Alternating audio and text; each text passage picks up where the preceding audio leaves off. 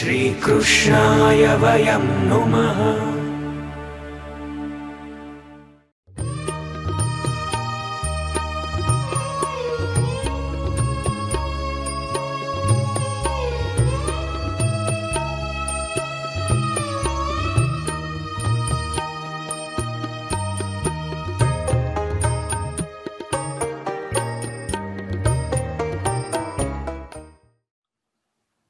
श्री कृष्णाय नमः। श्री गोपी जन वल्लभाय नमः। श्री कल्याण राय प्रभु चरण कमलेभ्यो नमः। श्रीमदाचार्य चरण कमलेभ्यो नमः। श्री गोपीनाथ चरण कमलेभ्यो नमः। श्री गोसाई जी परम दयालवे नमः। श्री रघुनाथ चरण कमलेभ्यो नमः। अथ श्री सर्वोत्तम स्तोत्रम।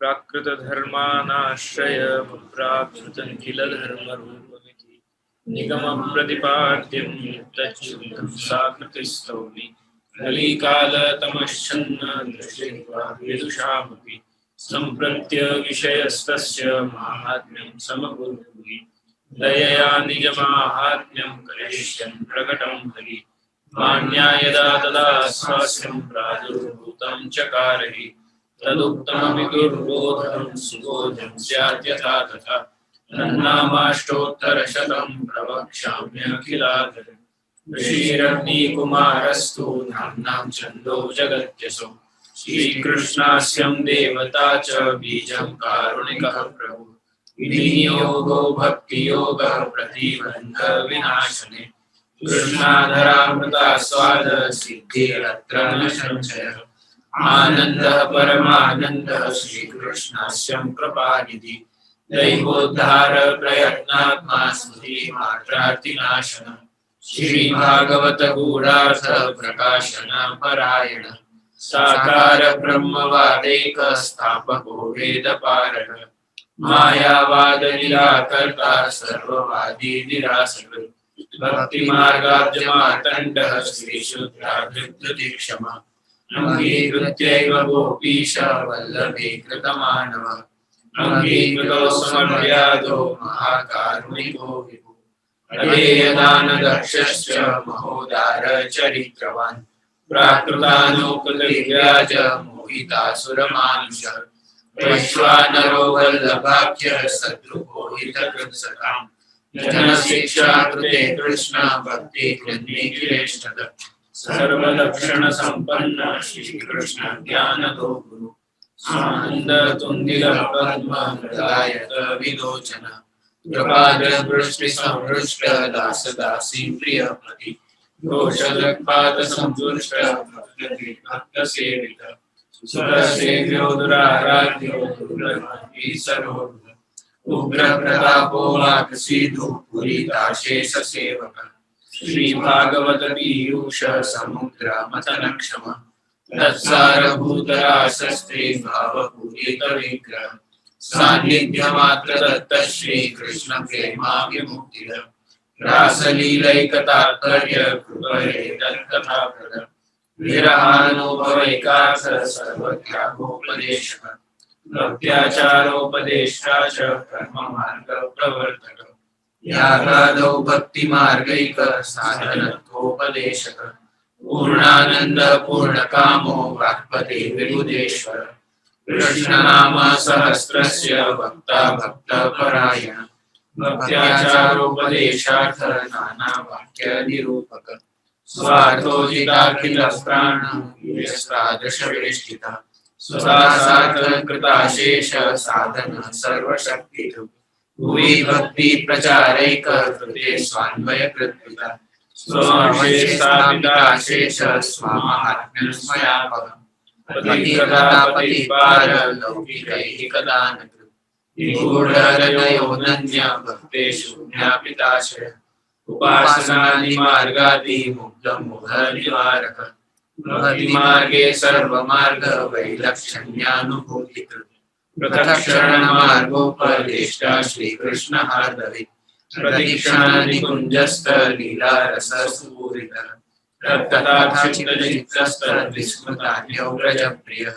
प्रियव्रजस्थिति पुष्टि लीला कर्तारः प्रियः भक्तेच्छापूरकः सर्वाज्ञातलीलोति मोहः सर्वासक्तो भक्तमात्र सक्तः पतितपावनः स्वयशोगान संहृष्ट हृदयाम्भोजविष्टर यशपीयूषलयीर्नाभिधान्यरसवर लीलामृतरसादाधिकृताखिलशरीरभृत् गोवर्धनस्थिति उत्साहस्तल्लिका प्रेमपूरितः यज्ञभोक्ता यज्ञकर्ता चतुर्वर्ग विशारद सत्यप्रतिज्ञ स्त्रीगुणातीतो नया विशारद स्वकीर्तिवर्धनस्तत्त्व सूत्रभाष्य प्रदर्शकः मायावादाख्यतुलाग्नि ब्रह्मवाद निरूपकः अप्राकृताखिलाकल्प भूषितः सहजस्मितः त्रिलोकी भूषणं भूमि भाग्यं सहज सुन्दरम् अशेष भक्त संप्रार्थ्य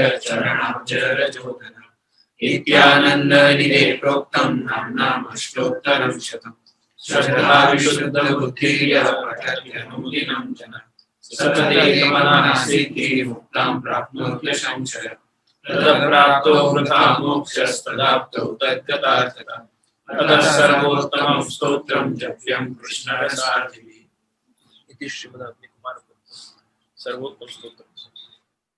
निकुंजे सुकुंजावनीये प्रियाया निमिल्याक्षिणी वेणुद्वादयन्तं ब्रजानंदकंदम चतुर्बाहुरूपम मुझे स्वामिनी वल्लभम द्वारकेशम। 25वें श्लोक में द्वितीय नाम में श्री कृष्ण हार्दवित, इसके पूर्व भाव को हमने पूर्व सत्संग में चिंतन किया कि जिसमें श्री महाप्रभु आप श्री कृष्ण के हृदय के भावों को जानने वाले हैं, अभिप्राय को जानने वाले हैं। शास्त्रों में जहाँ जहाँ भगवद वाक्य हैं उनका अनुवाद महाप्रभु ने श्री प्रभु के हृदयगत भावों को प्रकट करते हुए उनका भाव प्रकाश किया है। साथ ही साथ राधा कुंड के प्रसंग को श्री दामोदर दास हरसानी जी को जिस प्रकार श्री महाप्रभु ने राधा कुंड में युगल स्वरूप के मान का निवारण करके और संयोग का अनुभव किया, दर्शन किया आदि सभी प्रकार जानकर और श्री आचार्य चरण ने उन सभी लीला का वर्णन श्री दामोदर दास हरसानी जी को किया। ये सभी बातें हमने पूर्व सत्संग में श्रवण की हैं।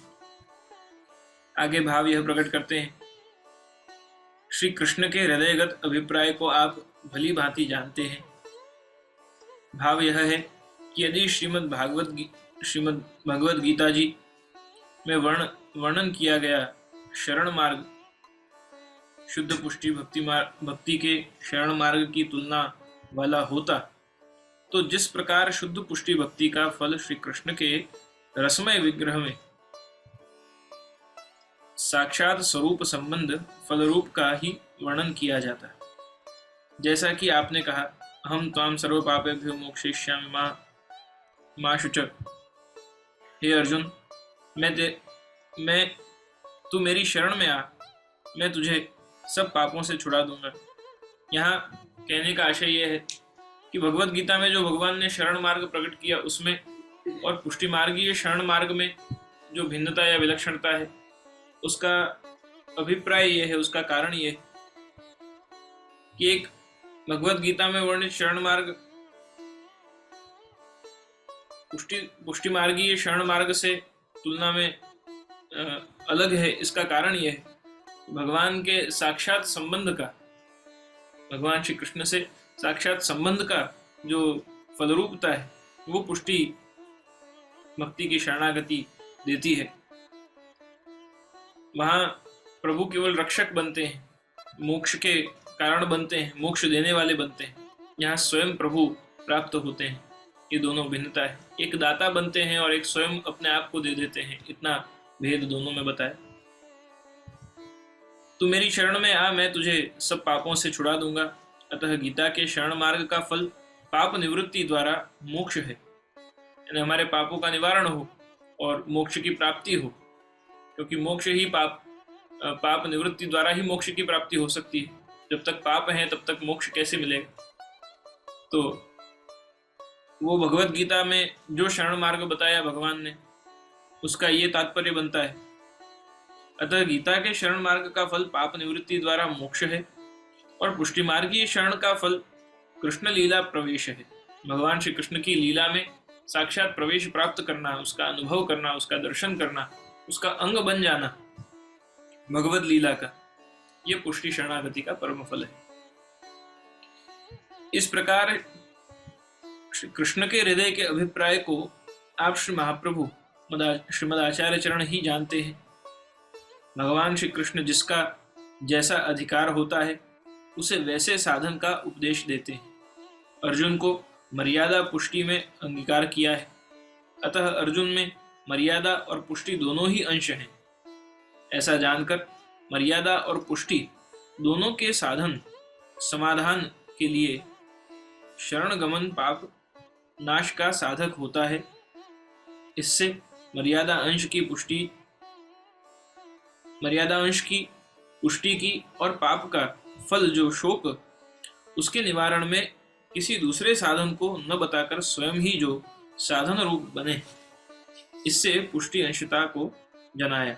यानी कहने का आशय यह है कि दोनों प्रकार अर्जुन की जो भक्ति की परिस्थिति है या उसकी भक्ति का जो प्रकार है वो शुद्ध पुष्टि भी नहीं, वो मर्यादा भी नहीं, मर्यादा और पुष्टि मिश्र है। पुष्टि जो है वो शुद्ध पुष्टि के जीव हैं, पुष्टि प्रवाह के अलग हैं, पुष्टि मर्यादा के भिन्न है। तो पुष्टि मर्यादा के अर्जुन जीव हैं, उनकी वह भक्ति की स्थिति है, और इसलिए भगवान ने मिश्र उपदेश यानी जिसमें मर्यादा भी आ गई और पुष्टि भी आ गई, दोनों ही प्रकार का उपदेश भगवान ने अर्जुन को किया। तो मर्यादा अंश द्वारा मोक्ष की प्राप्ति करवाई, पाप से निवृत्ति करवाई, और पुष्टि अंश द्वारा शरणागति दी। तो भगवान जीव के अनुसार, साधक के अनुसार साधन उपलब्ध कराकर और उसको तद अनुसार फल की प्राप्ति कराते हैं। तो अगर हमारा भी भाव पुष्टि भी है और मर्यादा स्थित भी है, तद अनुसार हमें फल की प्राप्ति है। प्रवाह में भी मन लगा हुआ है और फिर पुष्टि में भी चित्त है। कभी सांसारिक साधनों में चित्त लगता है और उन सांसारिक साधनों को करते करते प्रभु में मन लग जाता है। कभी सेवा करते करते सांसारिक विषयों में मन दौड़ता है। तो यहाँ मिश्र भाव रहता है। या प्रायोरिटीज को हम कंसिडर करें तो उस दृष्टि से भी यहाँ दोनों चीजें देखने मिलती हैं। तो जीव की भक्ति के अनुसार, उसके भाव के अनुसार, उसके साधनों के अनुसार फल प्राप्ति भगवान कराते हैं। भाव यह है कि अर्जुन केवल मर्यादा में होता तो प्रायश्चित रूप यज्ञादिकों से युद्ध में गुरु ब्राह्मणों की हत्याओं के पाप को निवारण किया जाता, और अर्जुन केवल पुष्टि में होता तो पाप प्रवृत्ति की शंका ही न होती। अर्जुन अगर शुद्ध पुष्टि जीव होता तो वहां पाप की शंका उत्पन्न नहीं होती कि पाप करेगा, और अगर शुद्ध केवल मर्यादा जीव होता तो यज्ञ यागादिक करके और जो गुरु की हत्या, परिवार की हत्या, गुरुजनों की जो उसने हत्या करी महाभारत के युद्ध में, उसका निवारण यज्ञ आदि साधनों द्वारा वो प्रायश्चित करके कर लेता। परंतु यहाँ तो भगवान स्वयं ही उन पापों का नाश करने वाले बन जाते हैं और स्वयं आप ही शोक निवृत्ति का जो उपदेश देते हैं। इससे अर्जुन में मर्यादा और पुष्टि दोनों ही अंश हैं ऐसा जानकर शरण मार्ग उपदेश का केवल आपने अपने अधीन बनाकर अपने आज्ञा का पालन ही फल होता है, यह जानकर उसे युद्ध में जोड़ा, न कि साक्षात रसमय अपने श्री विग्रह का संबंध कराया। भगवान ने अर्जुन को ब्रजलीला संबंधी कोई फल नहीं दिया। ब्रजलीला संबंधी जो कृपायुक्त स्वरूप है आपका, जो केवल जीव के लिए प्रभु लीला करते हैं। यहाँ प्रभु ब्रज में कहीं प्रभु ने राजनीति नहीं करी, कहीं न्याय की बात नहीं करी, कहीं अलग अलग प्रकार से प्रभु ने, वहां केवल जैसे जीव ने चाहा ऐसे प्रभु बन गए। वो पुष्टि प्रकार है पूर्ण। और इसीलिए हमारे यहाँ जब भगवत सेवा में प्रभु को माथे पधराया जाता है तब कौन से भाव से भावन किया जाता है, कौन से भाव से प्रभु सेव्य होते हैं। तो अव्याद जोन्द्री मणिमानस्तव जानवथोरु यज्ञोच्युतकटितम जठरम हयास्य हृतक केशवस्तु दूर सुकंठम। ये प्रकार से पूरे जब अंगन्यास करन्यास का पूरा प्रकार लिया जाता है, जब ठाकुर जी को सेव्य किया जाता है, तब उस समय जो व्रज गोपिकाओं ने जब प्रभु को पूतना के भय से या पूतना द्वारा जब प्रभु को मारने का पूरा प्रकार हुआ, तब भयभीत तो होकर व्रज गोपिकाओं ने प्रभु को कहीं पूतना के विष से कुछ हानि न हो जाए, इस भाव से, रक्षण भाव से प्रभु को उनके सभी अंगों में से अंगन्यास करते हुए और प्रभु की स्वरूप में भावन किया। तो अलग अलग प्रकार से केशव स्वदूर इंसुकंठम ऋतक केशवस्तु दूर इंसुकंठम विष्णुर्भुजम मुख मरुक्रम ईश्वरकम, भुजा में कौन से देव हैं, भगवान के अष्ट प्रकार से अंगन्यास करन्यास करते हुए केशव कहाँ है, नारायण कहाँ है, माधव कहाँ है, गोविंद कहाँ है, ये सभी प्रकार से ऋषिकेश कहाँ है, मधुसूदन कहाँ है। तो इस प्रकार से प्रभु के श्रीअंग का स्पर्श करते हुए एक एक इंद्रियों का, और वहां गोपी जनों ने कोई भी प्रकार के पूतना द्वारा वहां प्रभु में कुछ न रहा हो, प्रभु को कहीं श्रम न हुआ हो, उस भाव को भावन करते हुए नजर न लगे, रक्षा हो, इस भाव से जो अंगन्यास किया, वही प्रकार ब्रज गोपिकाओं द्वारा बताया हुआ प्रकार हमारे ठाकुर जी को सेव्य करने में दिया जाता है। तो उस प्रकार से यहाँ जो भाव बताया कि यहाँ अर्जुन को कहीं भी वो व्रजाधिप जो हैं, जो व्रज के अधिपति हैं, वो श्री कृष्ण की रसमय लीलाओं का कहीं भी अनुसंधान नहीं। वो मित्र भाव में, सख्य भक्ति में और भगवान के साथ शरणागति में, शिष्यस्तेहम शाधिमाम त्वाम प्रपन्नः शरण सर्वधर्मान परित्यज्य मामेकम शरणम व्रज, ये पुष्टि उपदेश सब हुआ, परंतु बाद में भगवान ने मोक्षयिष्यामि मा शुच अहम त्वाम सर्व पापेभ्यो, मैं तेरे सब पापों की निवृत्ति करूंगा, तू शरण में आ। पर शरणागति देने के बाद अर्जुन मैं तुझे क्या फल की प्राप्ति कराऊंगा। तो यहाँ ब्रज लीला संबंधी रसात्मक रसमय श्री कृष्ण की युगल स्वरूप की निकुंज लीला आदि का रसमय का महाप्रभु ने दान नहीं किया, महाप्रभु ने मोक्ष का दान किया, पापों से निवृत्ति का दान किया। तो यहाँ भेद बताया कि पुष्टि भक्ति में जो भगवान दान करते हैं उसमें और मर्यादा भक्ति में, दोनों में भेद है। इसलिए तो अर्जुन ने कहा करिष्ये वचनम तव, इस प्रकार के भगवान के अभिप्राय का ज्ञान श्रीमद् आचार्य चरणों को ही हो सकता है, अन्य को नहीं। यह बात को बताने के लिए यहाँ श्री कृष्ण हार्दवित यह नाम प्रकट किया गया है। तो भगवान ने यहाँ जब अर्जुन से कहा कि अर्जुन हम तो हम सर्व पापेभ्यो मोक्षयिष्यामि मा शुच, तो ये अभिप्राय इसके पीछे क्या था, ये अभिप्राय को प्रकट करने वाले श्री महाप्रभु हैं। भगवान के वाक्यों को, भगवान के वचन को, उनके मूल अभिप्राय को, कोई वाक्य को कोई किस प्रकार से कहता है। गेम आती है चाइनीज विस्पर, उस गेम में एक व्यक्ति दूसरे व्यक्ति के कान में कुछ बात कहता है, वो तीसरे को कहता है, वो चौथे को कहता है। जब वो सर्कल में घूमकर 15वें व्यक्ति के पास बात आती है, तब वो पहले व्यक्ति से जो कहा होता है उससे कुछ अलग ही होती है। तो यहाँ मूल अभिप्राय को जानना, एक टीकाकार के अभिप्राय को जानना और एक मूल लेखक के अभिप्राय को जानना, एक मूल वक्ता के अभिप्राय को जानना, दोनों में बहुत भेद है। द इंटरप्रिटेशन चेंजेस, उसका जो भाव है, उसके पीछे की जो दृष्टि है वो बदल जाती है। श्री महाप्रभु की विशेषता ये है कि आप केवल आपके अर्थ को नहीं, शब्दार्थ को, उसके पदार्थ को, भावार्थ को नहीं, परंतु हृदयगत जो गूढ़ार्थ हैं उनको समझने वाले, जानने वाले श्री महाप्रभु हैं। इसलिए यहाँ श्री गोसाई जी आपको श्री कृष्ण हार्दवित इस नाम से यहाँ संबोधित करते हैं। मुख्य भाव तो यह है कि श्री कृष्ण के हृदय में विद्यमान जो स्वामिनी भाव रूप सौंदर्य है, और दूसरा श्री वृषभानुनंदिनी श्री राधा जी के हृदय में विद्यमान जो कृष्ण भाव सौंदर्य है, उन दोनों ने साक्षात रूप श्री वल्लभ विग्रह में प्रवेश कराया। ऐसा करने से स्वामिनी भाव रहित श्री कृष्ण को और स्वामिनी से मिलन की अपेक्षा हो गई, और कृष्ण भाव रहित स्वामिनी जी को कृष्ण मिलन की अपेक्षा जागृत हुई। तब तो राधा कृष्ण के उस रसमय मिलन को चमत्कारी बनाने के लिए साक्षी की भांति श्री वल्लभ पधारे। यानी श्री ठाकुर जी के भीतर हृदय में विराजमान श्री स्वामी जी और श्री स्वामी जी के हृदय में विराजमान श्री ठाकुर जी श्री कृष्ण, जो एक दूसरे के परस्पर के हृदय में जो स्वरूप विराजते हैं, क्योंकि आप एक क्षण भी एक दूसरे के बिना रहते नहीं, ये वास्तविकता है। स्वामी जी जब आप अपने ब्रज गोपिकाओं के ब्रजांगनाओं के साथ जब अन्य लीलाओं में पधारती हैं, तो एक क्षण भी ठाकुर जी श्री स्वामी जी बिगड़ तो नहीं रहते। आपके हृदय में जो आपका स्वामी जी का स्वरूप है वो तुरंत वहां प्रकट होता है।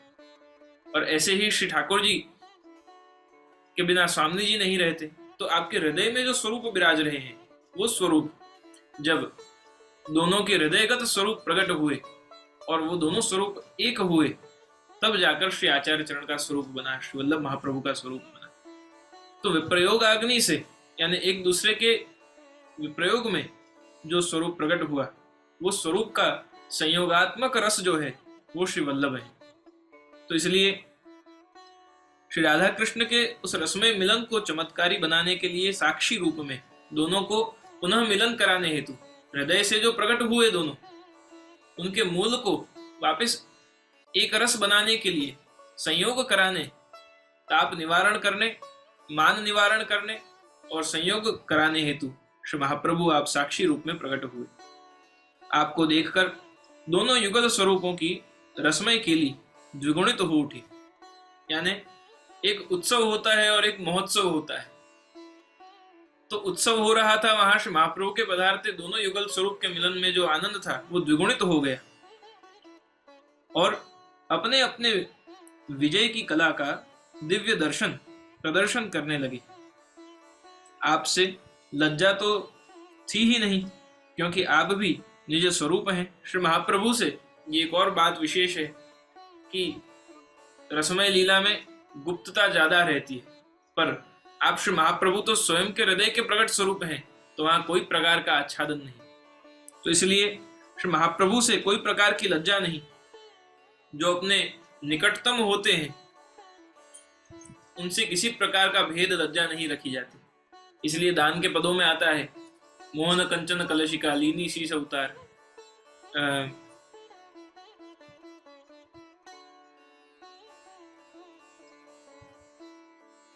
ठाकुर जी ने श्री स्वामी जी का घूंघट पट मुख खोल और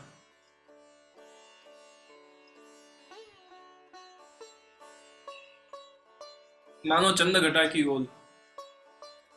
ठाकुर जी ने श्री स्वामी जी के मुख का घूंघट जब खोला कंचन कलशिका शीश पर से उतार कर, तो मुखारविंद का दर्शन किया तो मानो चंद्र घटा की ओल।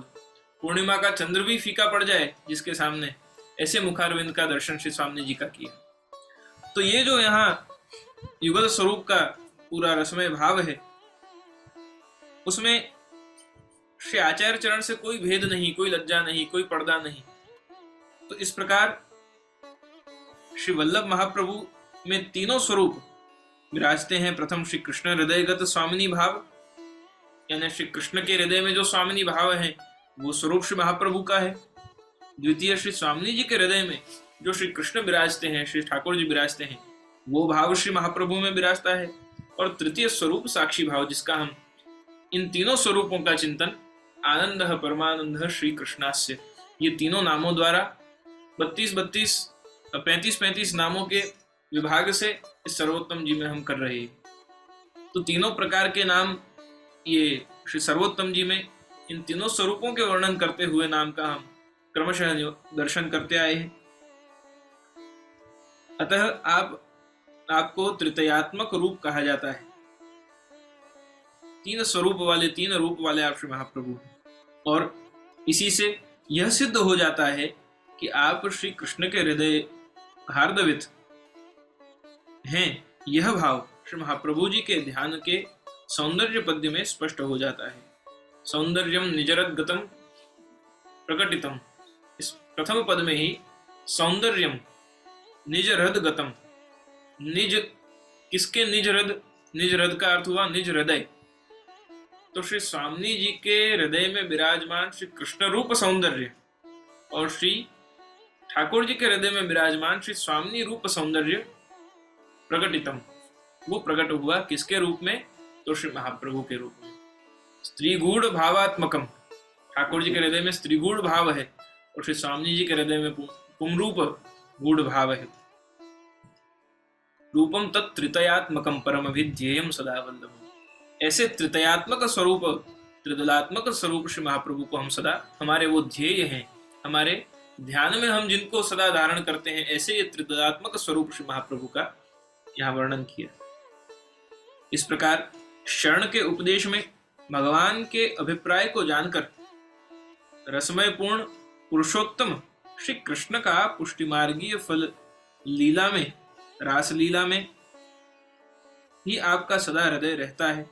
यानी भगवान की रसमय रास लीला में सदा सर्वदा जिनका चित्त है, निमग्न है, निमज्जित है, रसाप्लावित है, ऐसे श्री महाप्रभु आप हैं और अन्यत्र कहीं नहीं, और किसी लीला या और किसी विषय में। आज ही बधाई का पद आरती के समय गान हो रहा था शयन में, उसमें बहुत सुंदर वर्णन आया कि और कहीं से हमको आपके कोई और अवतार से भी हमको अपेक्षा नहीं।